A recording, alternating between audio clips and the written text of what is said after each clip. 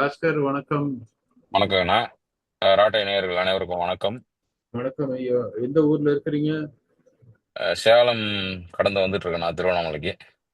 Very good. இன் ம். ம் இந்த ஊர் முழுக்க இந்த ஒரு மாதமா நிறைய பயணம் போற மாதிரி தெரியுது. நீங்க இந்த தீபம் கழிச்சு நிறைய பயணம். ஆக்சுவலா அது மழையை ஒட்டி ஆற்றங்கரைய பயணம் பண்ணோம். அது தீபமும் இணைஞ்சு வந்தது. வருஷம் வருஷமா தீபத்தை கோயில் உள்ள கோயில் வெளியில அப்படி எடுத்து பழக்கப்பட்டிருக்கோம். இப்போ இந்த வருஷம் அதிகமா கேமரா கையில தொடரணும் நிறைய அப்சர்வேஷன் இருக்கு. போன வருஷம் எப்படி இருளும் மொழியும்னு ஒரு இதுல ஆவணப்படுத்தணுமோ அது மாதிரி இல்லாம இந்த வருஷம் இருக்கிறதுல வயோதிக மக்கள், வயதானவங்க, மூத்தோர்கள் வந்து எப்படி பொதுவெளிக்கு வராங்க. ஒரு காலகட்டத்துக்கு அப்புறம் இந்த முகங்கள்லாம் நம்ம பார்க்க முடியுமா, அந்த இந்த சுருக்கத்தோட இவங்கள பார்க்க முடியுமா, இவங்கள சமூகம் என்னமா பார்க்குதுன்னு ஒரு மாதிரி அப்சர்வேஷன்ல இருந்தேன். அதுக்கப்புறம் நிறைய ஸ்கூல்ஸ் கிராமத்துல போடும்போது நம்ம ரிஃப்ளெக்ஷன் ஓப்பன் சீசன் தான் பேசிட்டு இருக்கிறோம். எனக்கு இந்த மாதிரி ரிஃப்ளெக்ஷனோட அதிகமா நம்பிக்கை தான் இருக்கு இந்த டிசம்பர் மாசம் பயணத்துல. ஏன்னா ஒரு 1500 கிலோமீட்டருக்கு மேல நான் வந்து பைக்ல பயணம் பண்ணேன். அது போக பஸ் காருன்னு ரெண்டுத்துலயும் நிறைய டிராவல். டிசம்பர் முழுக்கவே இன்னும் முடியல, இன்னும் பாதி இருக்கு. இந்த டிசம்பரோட இறுதியிலையும் வடக்கு பக்கம் வருஷம் வருஷம் போற மாதிரி ஒரு பயணமும் இருக்கு. அதனால நம்பிக்கை தான் அதிகமா இருக்கு. அது எல்லா ஏஜ் குரூப்லயும் நான் வந்து பார்த்த வகையில எக்ஸப்ட் எனக்கு இந்த ஹைப்பர் மீடியா இருக்கு இல்லையா, இந்த பிக் பிரேக்கிங் நியூஸ் காரங்களை தவிர உலகம் கொஞ்சம் நம்பிக்கையை தான் எனக்கு வழங்கியிருக்குங்க. எனக்கு என்னமோ இந்த இன்டெலிஜென்ஸ் பார்ட் தான் இந்த மக்களை துண்டாடுது, ஐசோலேட் பண்ணுதுங்கிறத வந்து தீவா மாத்துதுங்கிறது தோணிக்கிட்டே இருக்கு. அதே இந்த எபிசோடா பேசணும்னு தோணுது. இன்னும் கொஞ்சம் விலைக்கு சொல்ல முடியுமா அதை நீங்க? நான் பார்த்த வகையில இந்த இன்ஃபர்மேஷன் தான் என்னைக்கு இன்டெலிஜென்ஸ்னு மாறுச்சோ, முந்தி இந்த தகவலை வந்து பிரசுரிக்கிறதுலையும் அத ரொம்ப என்ன சொல்றது, ரியலிஸ்டிக்கே ஹைப்பர் ரியலிஸ்டிக்கா இருக்கிற மாதிரி ஒரு அஹ், மிகு உணர்ச்சியை உருவாக்கி உருவாக்கி மக்களை வந்து என்ன பண்ணிருக்காங்கன்னா துண்டாடுறாங்கன்னு மட்டும் தெரியுது. துண்டு துண்டா துண்டு துண்டா தனிமைப்படுத்துறது கவனிக்க முடியுது. குறிப்பா மழை அல்லது அரசியல் சார்ந்து இருந்தாலும் சரி, கல்வி சார்ந்து இருந்தாலும் சரி. இன்னைக்கு ஒரு கேள்வியை நான் சந்திச்சேன் பயணத்தில் இருக்கும் பொழுது. குழந்தைகளை தனிமைப்படுத்துவது எது, கரிக்குலமா அல்லது பப்ளிக் ஸ்பேசஸான்னு கேட்டாங்க. ரெண்டும் தான் சொன்னேன். சேஃபஸ்ட் பப்ளிக் ஸ்பேஸ்னு ஒண்ணு இல்ல. குழந்தைங்க கிட்ட இருந்து அதை பிரிச்சிட்டோம். அது ஒரு காரணம். இன்னொன்னு அகாடமிக்கு வந்து கரிக்குலமும் சரி, இன்ஃப்ராஸ்ட்ரக்சரும் சரி. முன்னாடி வந்து ஷேரிங் தான் கேரிங்னு இருந்தது. இப்போ ஹைஜின்ங்கிற பேர்லயும் சோஷியல் ஸ்டேட்டஸ்ங்கிற பேர்லயும் ஷேர் பண்ணிக்க கூடாதுன்னு சொல்றோம். அது ஒரு கான்சியஸ் பேரண்டிங்னே கொண்டு வந்துட்டாங்க, ஷேர் பண்ணிக்காம இருக்கிறது. இதெல்லாம் சேர்ந்து ஐசோலேஷன் மேல ஒரு கேள்வி இருக்கு எனக்கு.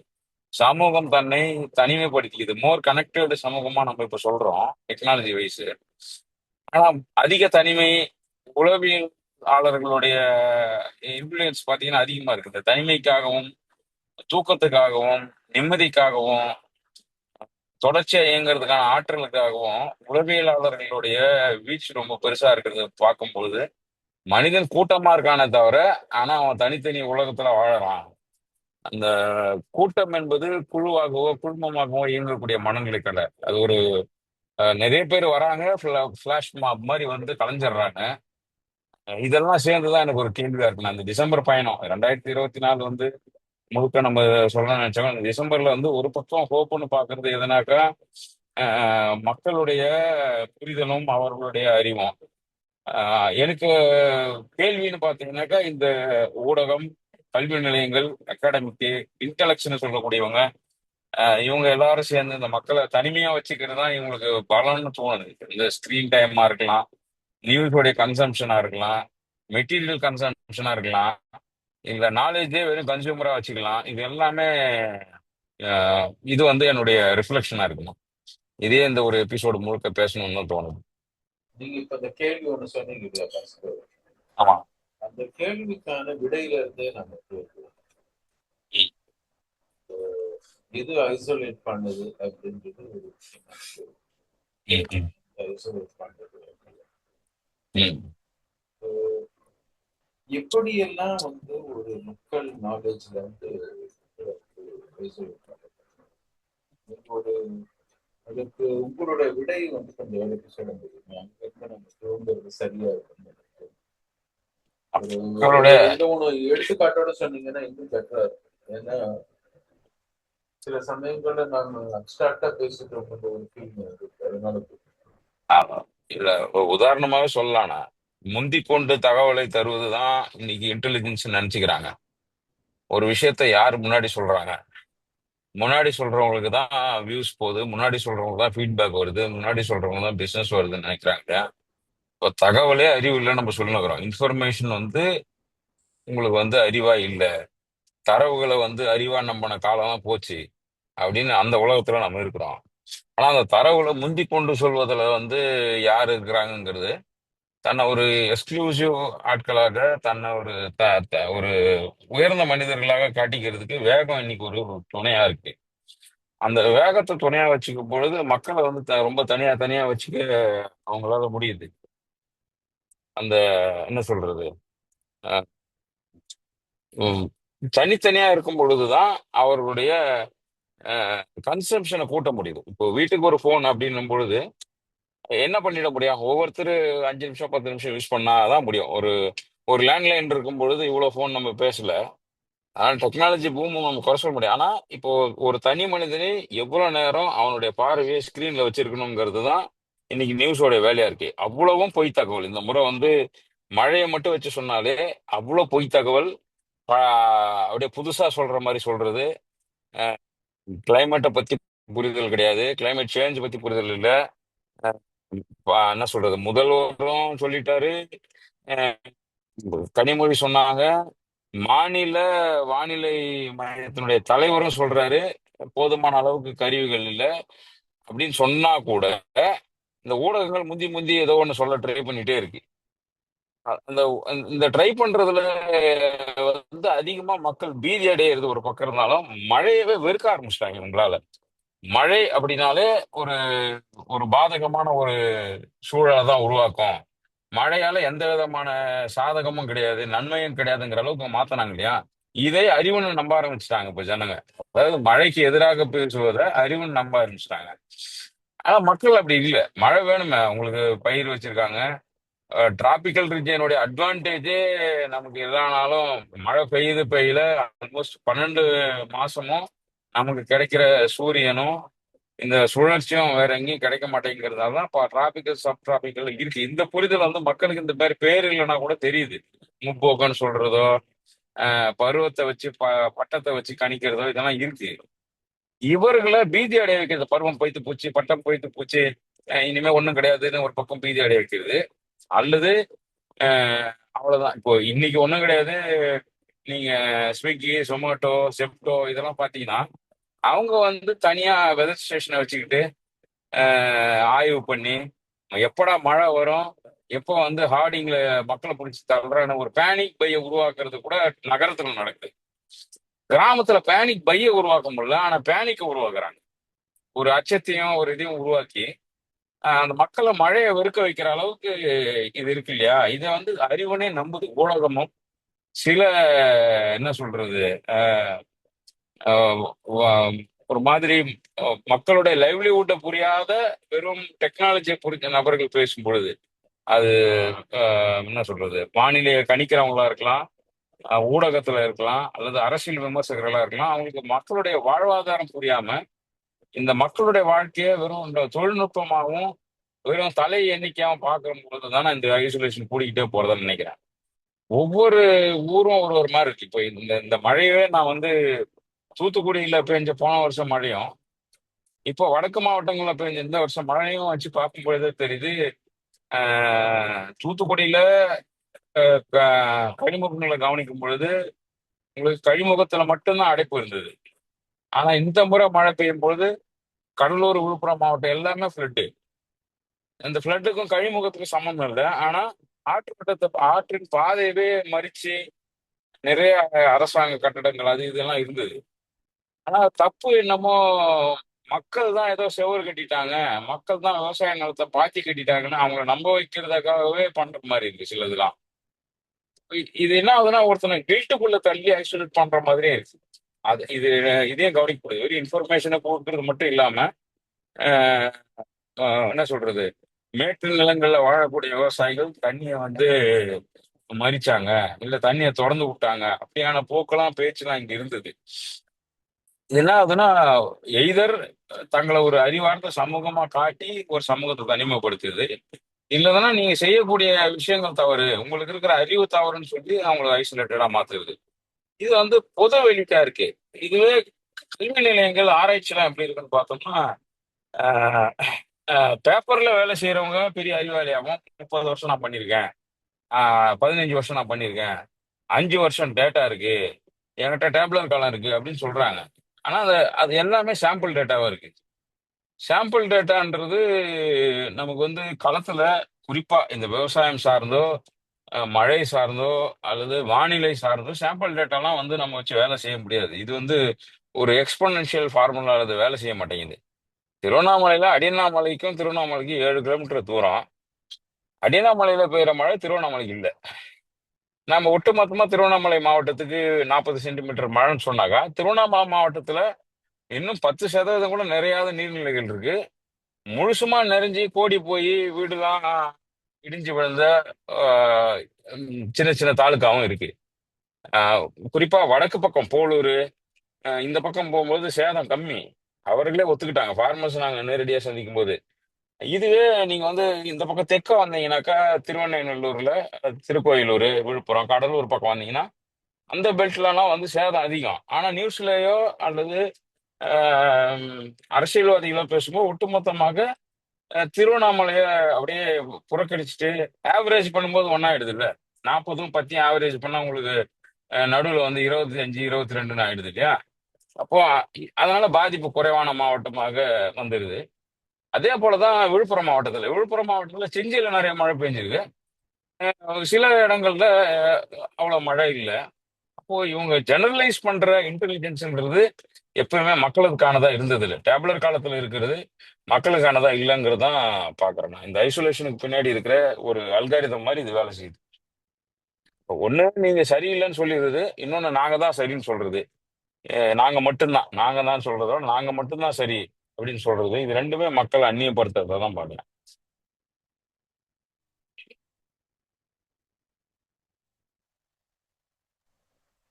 சொல்லும்போது எனக்கு ம், எந்த அளவுக்கு அந்நியப்படுத்துறோம் அப்படின்றது, ம், பொது வழியில மக்கள் மத்தியில இருக்கக்கூடிய இந்த ஒரு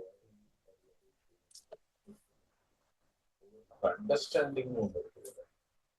அந்த அண்டர்ஸ்டாண்டிங்கே வந்து இல்லாம வந்து அப்படின்றது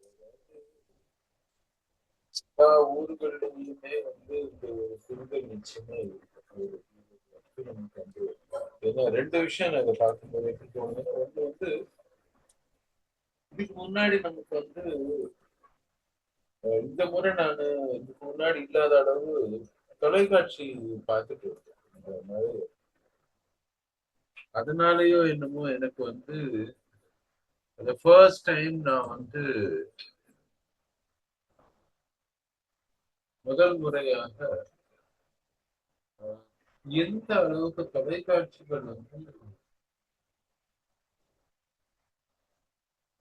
திருப்பி போட்டதே முழங்காலுக்கு மேல தண்ணி ஓடுது. ஆனா இந்த இடத்துல மக்கள் வந்து தண்ணி வந்து வெள்ளமாயிடுச்சு, மக்கள் கஷ்டப்படுறாங்க அப்படின்றத போட்டுட்டே இருக்கலாம். அதே இடத்துல தான் நின்னுட்டு இருக்கிறான், அதே இடத்துல தான் அது காயுது. அந்த ஒரு விஷயத்தையே மீண்டும் மீண்டும் போட்டு காமிச்சு ஏதோ அந்த பகுதி முழுக்க வெள்ளமான மாதிரி ஒரு ஃபீலிங் ஒர்க்கு. இன்னொரு இடத்துல வந்து ஏதோ ஒண்ணு இடிச்சு விழுந்துருச்சு அப்படின்னோட அது அப்படியே கண்டினியூஸா ஓடிட்டே இருக்கு. So, அது மாதிரி தொடர்ந்து பண்ணும்போது என்ன ஆகுதுன்னா, ஏதோ ஒரு மாயை இதனால சேதம் அடைஞ்சிட்ட மாதிரி வந்து ஒரு நீங்க சொல்ற ஒரு முக்கியமான விஷயம் தான் இது. நீங்க முதல்ல ஆரம்பிக்கிறத சொல்றது மழையை பார்த்து இப்படி பயப்பட மக்கள் வைக்கிறோம் அப்படின்றது எனக்கு புரியுது. ஏன் வந்து பயப்பட வைக்கிறோம் அப்படின்றது பீதி, ஒழுக்கம், பயம், தீவிரம் அப்படின்ற இந்த வார்த்தைகளுடைய ஒன்று, இந்த வார்த்தைகள் மூலம் பிரயோகம் பண்ணக்கூடிய வார்த்தை ரெண்டாவது வந்து விஷுவல்ஸ் இந்த ரெண்டுத்தையுமே பார்க்கும்போது எனக்கு பயங்கர ஒரு ஆச்சரியமா இருக்கும். எப்படி வந்து செய்கிறோம் அப்படின்னு. இன்னொன்று இப்ப நீங்க சொல்றது வந்து இதை பத்தி பேசும்போது நீங்க சொன்ன அந்த முக்கியமான ஒரு விஷயம், அதாவது மிஷினுக்கு வந்து அதிக டேட்டா இருந்துச்சுன்னா மிஷினால ஒரு விஷயத்தை ப்ரெடிக்ட் பண்ண முடியும் அப்படின்றது. துல்லியமா ப்ரெடிக்ட் பண்ணுமா அப்படின்னா இருக்கிற டேட்டா வச்சு அந்த ட்ரெண்டை பண்ணி இந்த ட்ரெண்ட்ல இருந்து அனாலிசிஸ் கொடுக்க முடியும். ஆனா அதே மாதிரி எங்கிட்ட டேட்டா இருக்குன்னா I am becoming more valuable நீங்க ஒரு சொன்னீங்க. இதை நான் வந்து ரெண்டு விதத்துல பார்க்கணும். ஆராய்ச்சி அடிப்படையில பார்க்க ஒரு எப்படி வந்து ஆராய்ச்சி செய்யக்கூடியது இந்த டாப்லர் காலம் போட்டு ஆராய்ச்சி மாத்திரமே செய்யறதன் மூலமாக ஆஹ், அவங்களுக்கு வந்து அந்த ஆராய்ச்சி செய்யறதன் மூலமாக தாங்கள் ஏதோ அச்சீவ் பண்ணிட்டதா காமிக்கிறது ஒண்ணு. இரண்டாவது, அந்த ஆராய்ச்சி செய்யறத பப்ளிஷ் பண்ணிட்டாங்க. நான் ஒரு 10 பப்ளிகேஷன் பண்ணிட்டேன் ஏதோ ஒரு துறையில, இது மாதிரி அக்ரிகேட் பண்ண டேட்டா வச்சுருக்கேன், நான் தான் அந்த துறையுடைய மிகப்பெரிய ஒரு வல்லுநராக மாறிட்டேன்.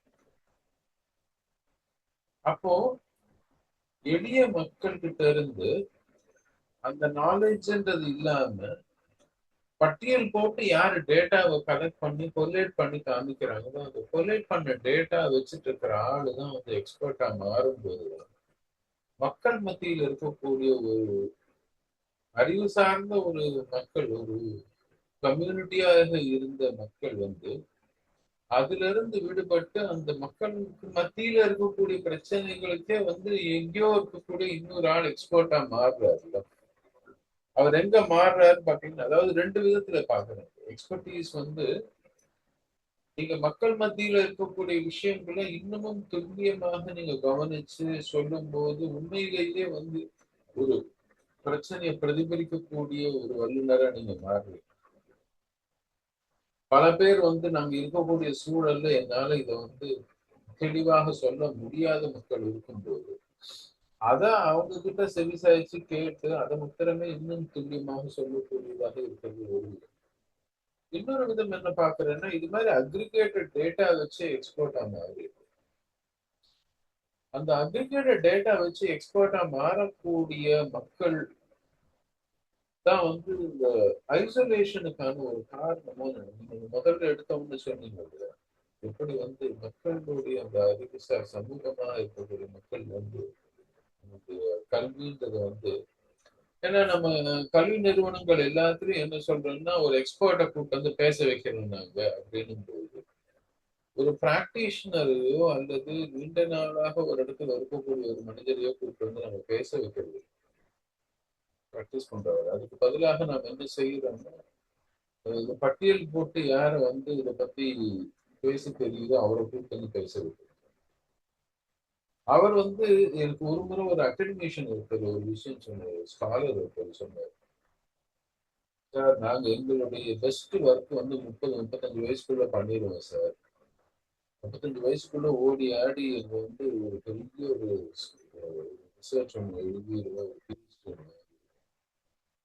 அதுக்கப்புறம் நீங்க வாழ்க்கை முழுக்க அதை டிபெண்ட் பண்ணிட்டு இருக்கோம்.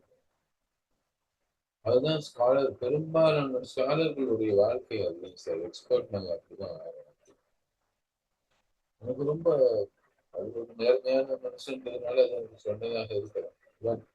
அவர் சொன்ன ஒரு ஸ்டேட்மெண்ட் என்னன்னா, எல்லாருடைய ஸ்காலர்ஷிப்பும் அப்படித்தான் இருக்கு. 30-35 வயசுக்குள்ள எங்கேயோ ஓடி ஆடி பார்க்கும் போது அவங்க கண்டுபிடிச்ச ஒரு விஷயத்தையோ அல்லது அவங்க அப்சர்வ் பண்ண ஒரு விஷயத்தையோ அதுல வந்து அவங்க எழுதி பப்ளிஷ் பண்ண பிரசுரித்த ஒரு விஷயத்த வாழ்க்கை முழுதும் அதை பத்தி பேசிட்டு அதை டிஃபெண்ட் பண்றாங்க. அதுக்கப்புறம் அதை டிஃபெண்ட் பண்றாங்கன்னா அதுல இருந்து கன்விக்ஷன் வந்து அதிகமாகி அவங்க டிஃபெண்ட் பண்றாங்க.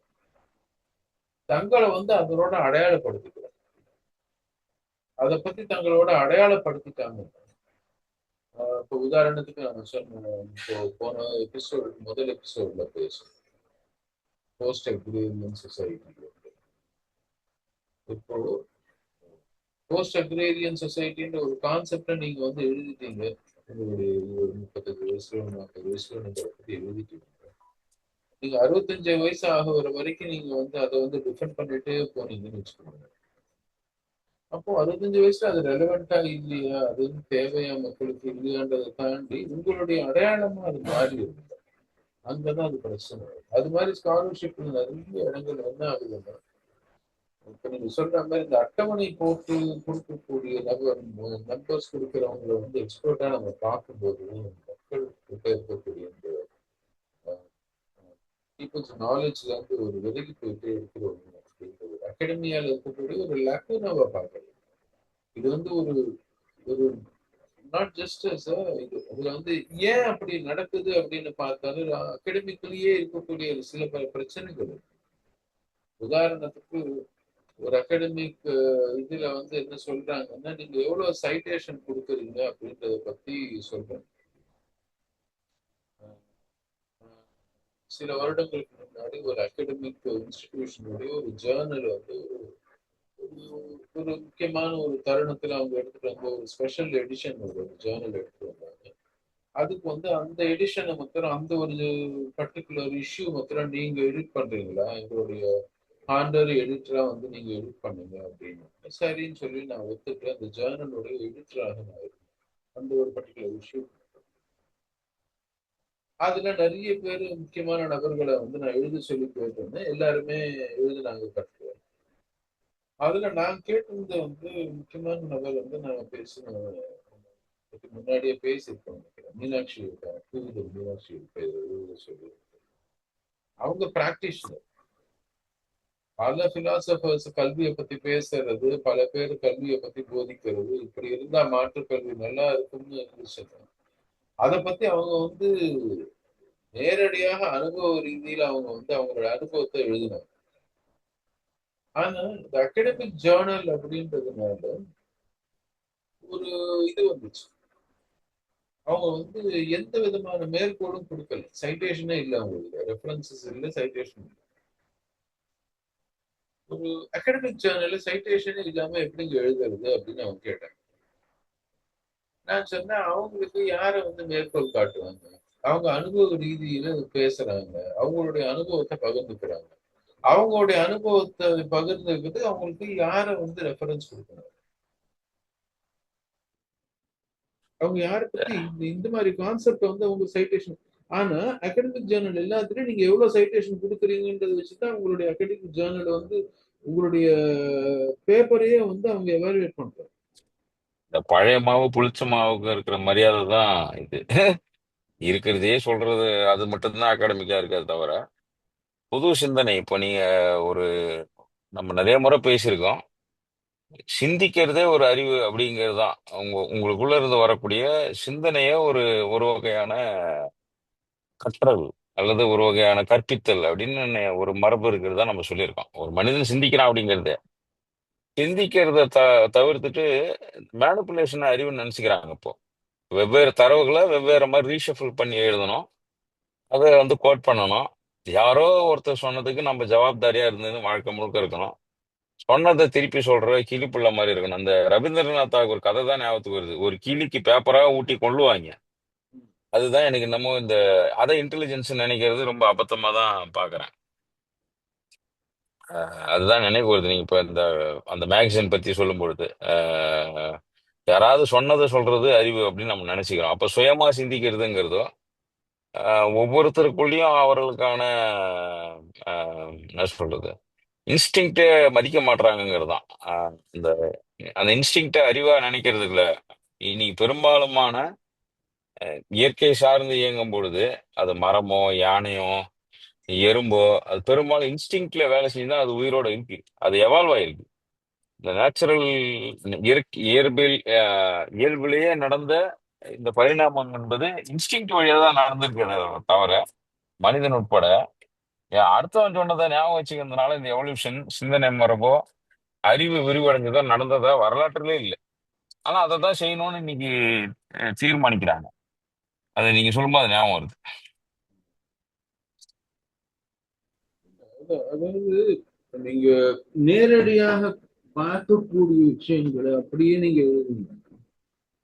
அதற்கும் நீங்க சரியான மேற்கோள் காட்டு. நீ நேரடியா பார்க்கிறது வந்து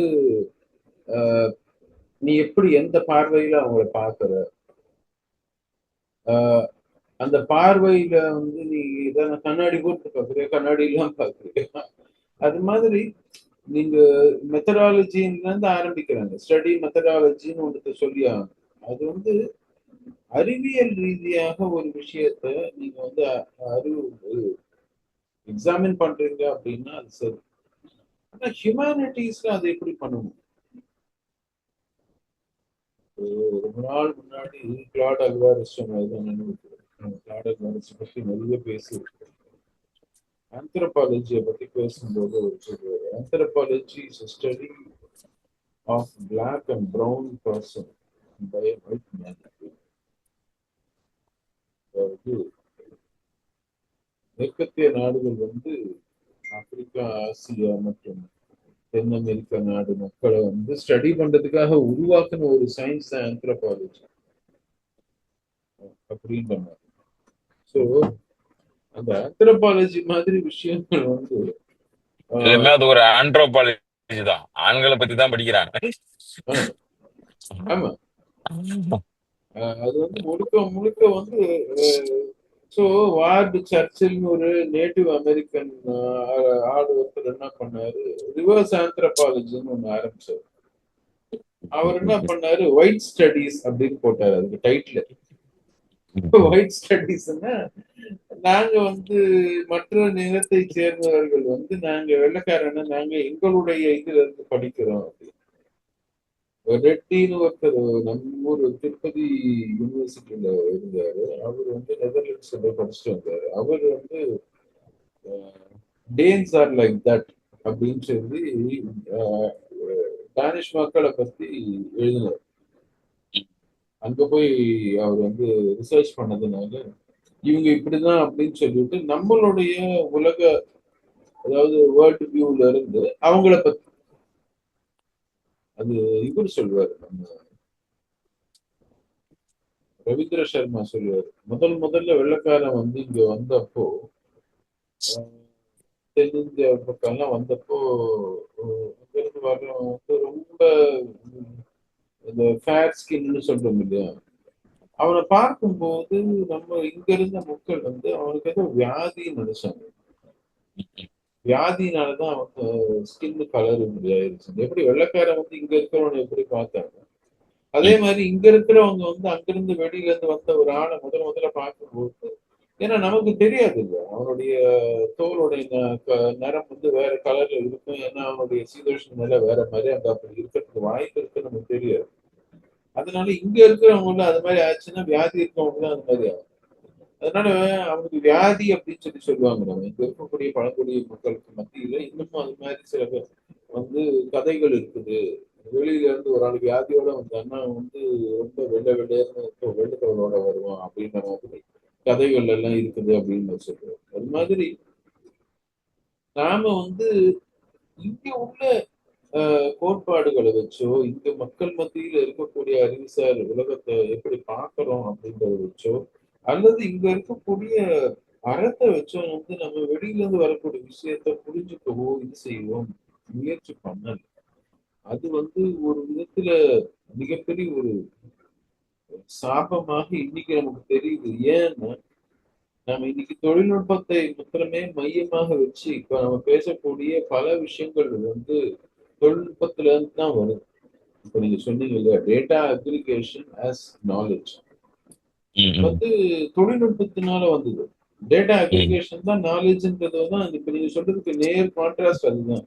நீங்க என்ன சொல்றீங்க, இன்ட்யூட்டிவா நான் ஒரு விஷயத்த உணர்றேன் அப்படின்னா அந்த உணர்வுக்கு நாலேஜ்ன்றது வந்து நம்ம ஒத்துக்காம ஏன் போறோம்னா டேட்டா அக்ரிகேஷன் தான் நாலேஜ்ன்ற ஒரு நிலைக்கு தள்ளப்பட்டிருக்கு.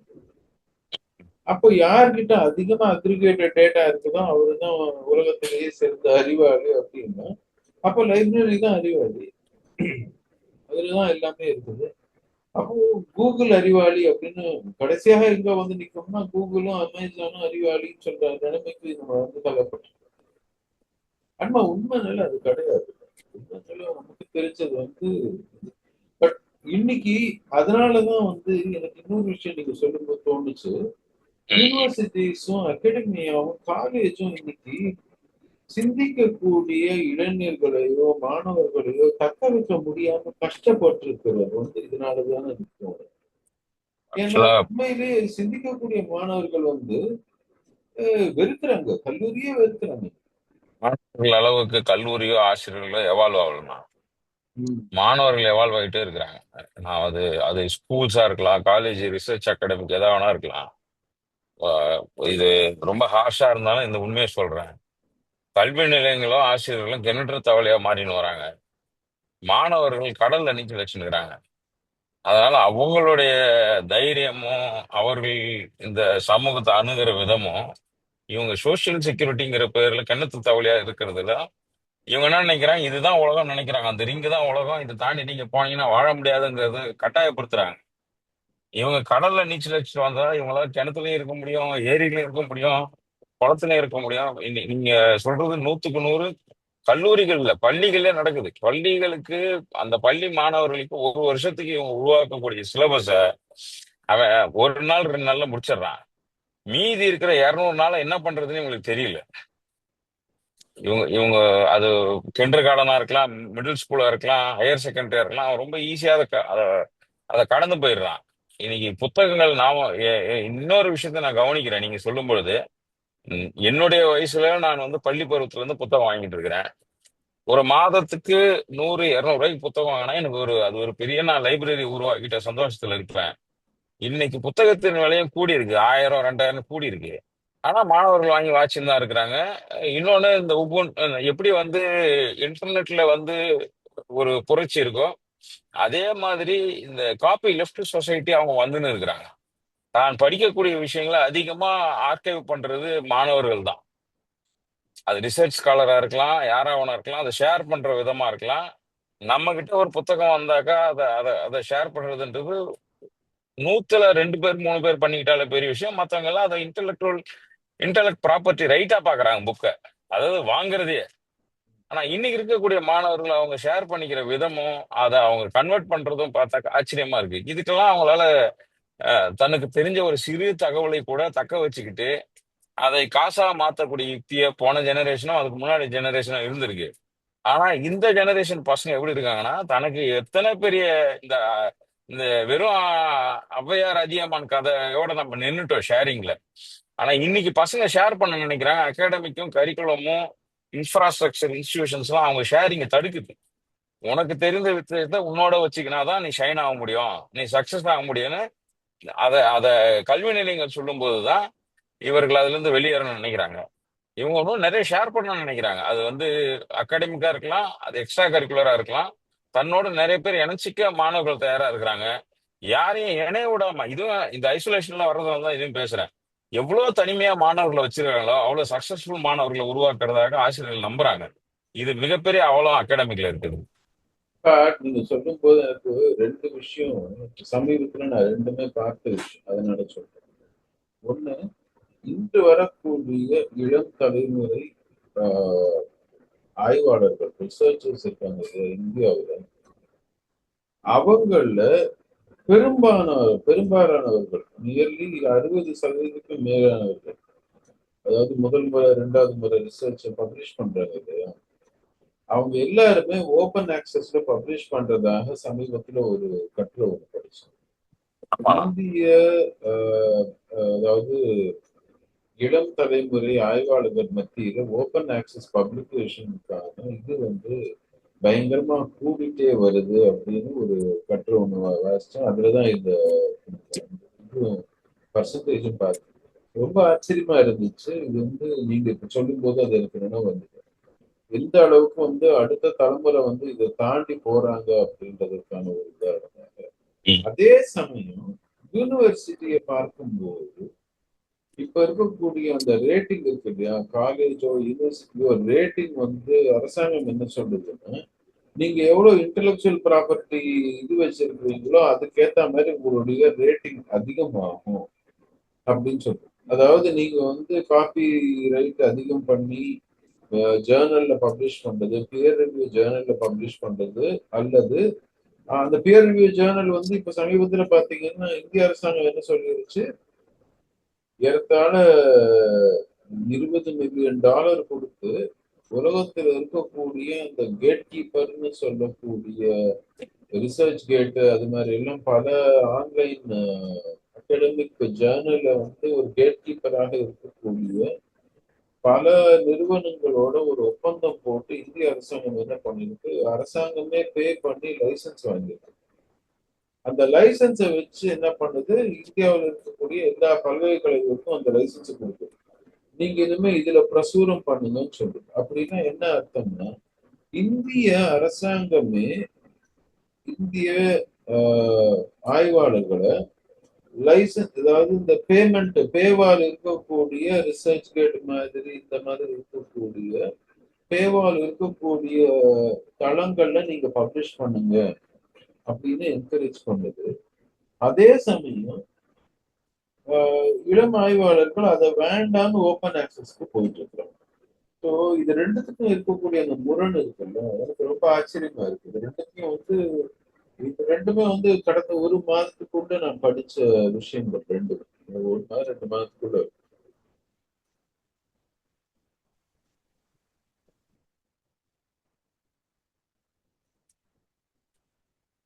அது இப்போ என்னன்னா, ஒரு காலத்துல பாட்டு கத்துக்கிறாங்கன்னா கூட ஒருத்தன் கத்துக்குவான், அந்த கத்துக்கிறவனை சுத்தி ஒரு உலகம் அமையும். இப்போ வந்து கத்துக்கிறவன் கத்துக் கொடுக்குறவன் எல்லா பக்கமும் அவங்க கிட்ட இருக்கிற ஷேரிங் வித்தியாசமா இருக்கு. ஒருத்தவாள் வந்து கொண்டு தூக்கி வர்றான். யூஸ்வலா கதைகள் எப்பவுமே ஆஹ், என்னவா இருக்கும்னா, நண்டு கதையா சொல்லி ஒருத்தன் வளர்ந்தா இன்னொருத்தனை இழுத்து விடுறாங்க அப்படிங்கிற கதையா சொல்லி நிறைய பண்ணுவாங்க. இப்போ வந்து அதை கவனிக்க வேண்டியது. ஆஹ், ஒருத்தன் வெயிட் பண்றான், ஒருத்தனுடைய வெற்றி வெயிட் பண்றதை நான் பார்க்க முடியுது. புது ஜெனரேஷன்ல, எனக்கு அடுத்த ஜெனரேஷன்ல, என் ஜெனரேஷன்ல கூட நான் பார்க்கல. எனக்கு அடுத்து வரக்கூடிய பள்ளி கல்லூரி மாணவர்களுடைய இதுல என்ன பார்க்கறேன்னா, அடுத்தவன் வெற்றியை ரசிக்கிறாங்க. அது வந்து சமூகத்துல மிகப்பெரிய ஹோப்பா தான் நான் பார்க்கறேன். என் ஜெனரேஷன்ல வெற்றிக்கு பாராட்டுவாங்க. எனக்கு முன்னாடி ஜெனரேஷன்ல வெற்றியை சகிச்சுக்க முடியாம இருந்தாங்க. இப்ப என்னுடைய வெற்றியை என் நண்பர்கள் பாராட்டினாங்க.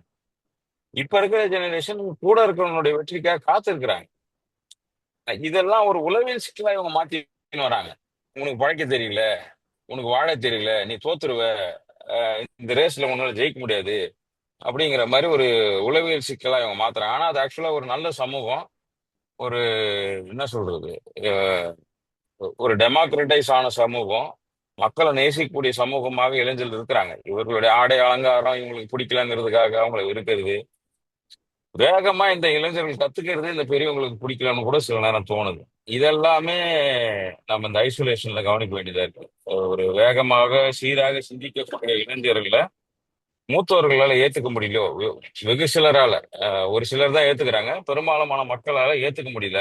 தமிழும் தம் மக்கள் சிறந்தோருங்கிறத ஏத்துக்க முடியாம போறது கூட ஒரு வகையில இந்த இளைஞர்கள் ஐசோலேட் ஆகுறதுக்கு காரணமா இருக்குன்னு நினைக்கிறேன். இந்த ரெண்டு கேப்பையும் ஃபில் பண்ண வேண்டிய இடத்துல நாம இருக்கிறோம். அடுத்த தலைமுறையும் முன்னாடி இருக்கிற தலைமுறையும் ஒரு இடத்துல கை கோர்க்க வேண்டியிருக்கு. முன்னாடி இருக்கிற தலைமுறையில இருந்து நமக்கு சில அனுபவங்கள் வேணுமா இருக்கு. புதுசா இருக்கக்கூடிய தலைமுறையில இருந்து நமக்கு சிந்தனை, புதிய புதிய சிந்தனை, அஹ், அது அரசியல் சார்ந்து இருக்கலாம், சூழல் சார்ந்து இருக்கலாம், கல்வி, மருத்துவம், தத்துவம் சார்ந்து இருக்கலாம். ஏன்னா ரொம்ப பெரிய தத்துவமா 1000 பக்கம் படிச்சதெல்லாம் பசங்க ரொம்ப சிம்பிளா சொல்றாங்க. ஸ்கூல் காலேஜ் பசங்க அது ஏதோ ஒரு வகையில அவங்க உள்வாங்குறாங்க, வாசிக்கிறாங்க, சிந்திக்கிறாங்கிறத நாம பெரியவங்க ஏத்துக்க வேண்டியது. அந்த மாதிரி சமூகம் தான் இந்த பரபரப்பு, பீதி, பிக் பிரேக்கிங் எல்லாத்துக்கும் ஒரு ஆம், ஒரு ஆஹ், என்ன சொல்றது, கழிவிறக்க மனநிலையில கொண்டு போய் நிறுத்துறது, இதெல்லாம் இல்லாம இருக்கணும்.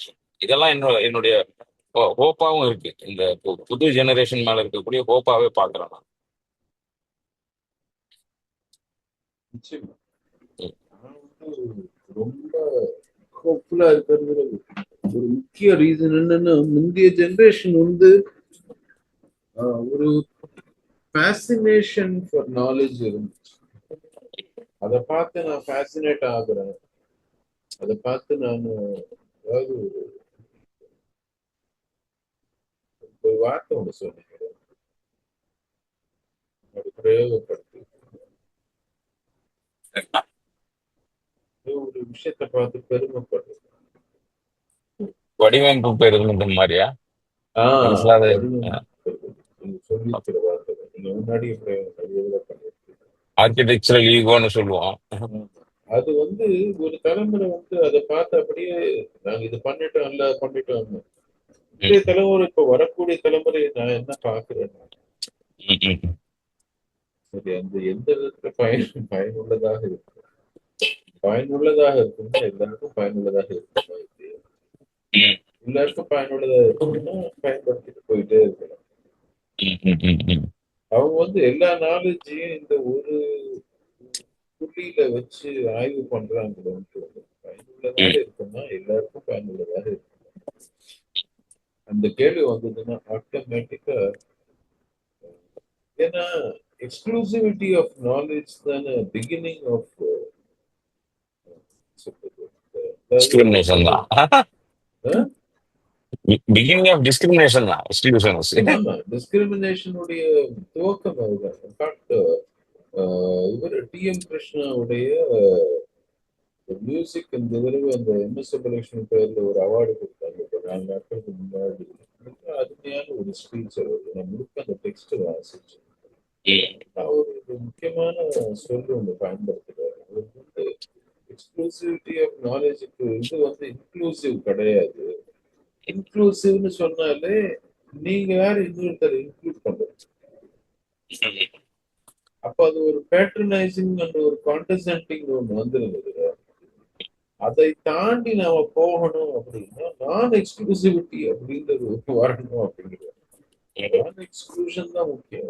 நீங்க யாரையும் விட்டு வைக்கல, நான் எக்ஸ்க்ளூஷன்னா அது யாரையும் விட்டு வைக்கலன்ற ஒரு அர்த்தமாக. இன்க்ளூஷன்னா நீங்க போய் அரவணைச்சுக்கும் போது அது ஒரு பேட்ரனைசிங் இது ஒன்று வருது. எல்லாருக்கும் இது சொந்தம் அப்படின்னு நாம இன்னைக்கு அவர் அப்கோர்ஸ் கர்நாடகா சங்கீதத்தை பத்தி பேசுறாரு. இருந்தாலும் அவர் சொல்றது என்னன்னா பல துறைகளையும் இது சாரும். அது அந்த ஒரு அப்போஸ் பண்றவங்களும் எக்ஸ்க்ளூசிவ் நாலேஜ் அப்போஸ் பண்ணவங்க மத்தியிலுமே கூட தெரிஞ்சோ தெரியாமலோ அந்த எக்ஸ்க்ளூசிவிட்டி வந்துருச்சோன்னு ஒரு ஃபீலிங் இருக்கு. தவறுன்னு சொன்னவங்களும் நாங்க தான் இது தவறுன்னு நல்லா சொல்லுவாங்க. இந்த முல்லா நசருதீன் கதை ஒண்ணு. உள்ள போய் ஒரு 20 வயசு அவரு ரொம்ப ஏழ்மையா இருக்கிறவர் மசூதியில போய் பிரார்த்தனை பண்ணிட்டு இருப்பாரு. சொல்லி கதை ஒன்று சொல்லுவார். அவர் ரொம்ப ஏழை. அவரு போய் மசூதியில பிரார்த்தனை பண்ணும்போது எல்லாம் எனக்கு நல்லா பண்ணி அப்படின்னு பிரார்த்தனை பண்ணிட்டு உறக்க பேசுமாறு பிரார்த்தனை பண்ணும்போது சொல்லுவாரு, கடவுளே நான் தான் இருக்கிறது ஏழை, இருக்கிறது எளிய மனுஷன், எனக்கு நீ நல்லது பண்ணு அப்படின்ற மாதிரி கடவுள் முன்னாடி மண்டிட்டு பிரார்த்தனை பண்ணுவாரு. அப்போது மசூதியில 200 கோடியில இருந்து வருமா அவர் சொல்லுவாங்க, நான் தான் இங்க அரசன் இந்த நாட்டுக்கு.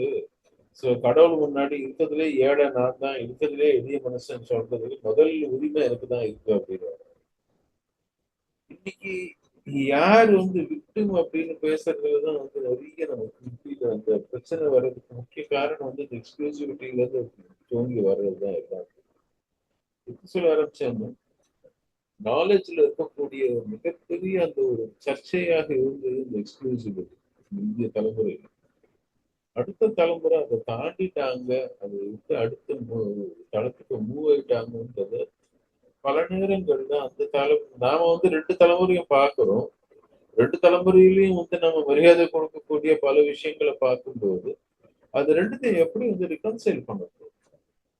ஏன்னா அவங்க கிட்டயும் சில விஷயங்கள் முக்கியமான படிப்பினைகள் இருக்கிறாங்க தலைமுறை.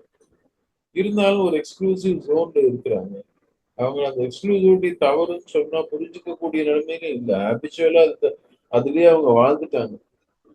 அப்படின்னும் போது அதையும் அடுத்த தலைமுறைக்கு அதை எப்படி நம்ம கைமாத்துறது நடக்க போகுது அப்படின்றது இன்று இருக்கக்கூடிய இந்த மிடில் ஏஜ் தலைமுறை 40கள்ல இருந்து 60க்குள்ள இருக்கக்கூடிய அந்த தலைமுறையை சொல்றாங்க. அவங்களுக்கு இது ஒரு மிகப்பெரிய ஒரு சவாலாக தான் இருக்கு. ஏன்னா இன்னைக்கு 20கள்ல இருக்கக்கூடிய தலைமுறை வந்து அதனுடைய சிந்தனை வந்து நீங்க சொல்ற மாதிரி வேற திசையில இருக்கு. முழுக்க முழுக்க வேற விதமா யோசிக்க தூண்டிருச்சு அப்படின்றது எனக்கு வந்து அது நீங்க சொல்ற மாதிரி வரும் காலங்கள்ல மிகப்பெரிய ஒரு நம்பிக்கை கொடுக்கக்கூடியதாக தான் நான் பார்க்கிறேன். இந்த ஐசோலேஷன் ஏலியனேஷன் அப்படிங்கிறதெல்லாம் வந்து என்னைக்குமே தீர்வா இருந்தது ஒரு சமூகத்துல. ஐசோலேஷன் ஏலியனேஷன்ல இருந்து விடுபடுறது தான் ஒரு டெமோக்ரட்டைஸ் ஆன சொசைட்டிக்கான அர்த்தம். மனிதன் மேலும் மேலும் மனிதத்தன்மை உள்ள ஒரு கம்பேஷனட்டான பீயிங்கா மாறி இருக்கான் அப்படிங்கிறது அஹ், இந்த இதுல தான் இருக்கு. அஹ், என்ன சொல்றது, நீங்க இந்த இன்க்ளூசிவ் சொன்ன மாதிரி நான் எக்ஸ்க்ளூசிவ் நோக்கி நகர்றதுங்கிறது சமூகத்துக்கு மிக முக்கியமான ஒரு கூறா இருக்கும். அதற்கு இளைஞர்கள் ஸ்டெப்ஸ் எடுத்து வைக்கும் பொழுது அவர்களை மிகுந்த மரியாதையோட அன்போட அவர்களை அரவணைச்சுக்கிறது மட்டும் இல்லாம அவர்கள் கையை பிடிச்சு நடந்துட்டு போக வேண்டிய பொறுப்பும் அந்த உணர்வும் வந்து அவர்களுக்கு முந்தைய தலைமுறைக்கு வந்து இருக்கணும் அப்படிங்கிறது தான். இப்போ ரிஃப்ளெக்ஷனோட சேர்த்து ஐசோலேஷனுக்கான தீர்வு நம்ம கண்ணுக்கு முன்னாடியே இருக்கு. இன்ஃபர்மேஷனை அறிவுன்னு நம்மன காலம் போய், மொழியை அறிவுன்னு நம்மன காலம் போய், சிந்தனையும் அஹ், இணைந்து இருப்பதையும் இந்த இன்டர் கனெக்டட்னஸ் புரிஞ்சு வாழணும் அறிவுன்றது நோக்கி சமூகம் நகருன்ற ஒரு நம்பிக்கை இருக்கு. மேபி இந்த சீசன் முடியும் பொழுதே நமக்கு இந்த ரிஃப்ளெக்ஷன் ஹோப் முடிஞ்சு 2025 தொடங்கும்னு நினைக்கிறேன். ஒரு சாக்கு தான், நமக்கு வருஷம் தொடங்குறதுலாம் ஒரு காரணமா தான் அந்த டேட்லாம் வச்சு கொண்டாடுறோம். இந்த மாதிரி ஒரு புதிய நம்பிக்கையோட நகரும்ன்றது என்னோட நம்பிக்கை இருக்கு. அது இறுதியா சொல்லி நன்றி பாஸ்கர். அப்போ உங்கள் பயணம் வந்து இனிதே நடக்கட்டும், தொடரட்டும். ம், ம், முறை சந்திப்போம். இந்த ம். எபிசோடு இதோட நிறைவு பண்ணிக்கலாம். நேர்களை தொடர்ந்து கேட்டுக்கோங்க. ராட்டை ரவி அடுத்த வாரம் மீண்டும் சந்திப்போம்.